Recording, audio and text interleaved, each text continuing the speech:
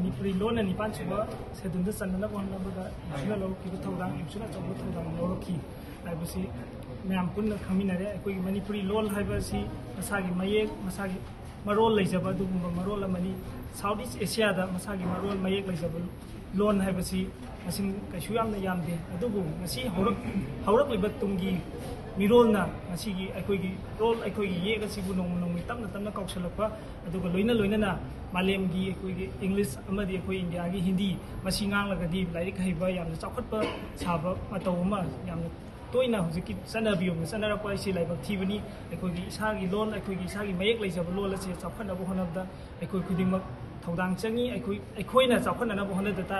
honadaba taragadi atopa malemgi famsingdagi lakpa myoisingna Lalaga Equig loan, Equig Mega Safana Honoroi, Maram Aduna, Equig loan, Equig Mega Safana Honabuda, Equig Kudimak, Todang Lomina Baduga Malim, the Takta, Equig loan, Equig Mega Sibu, Ukana Honabuda, Equig Kudimak, Todang from 3 have it, Giwakalon, and Sigi Manipuri loan in mid 20 hours, and Suna Palantoja.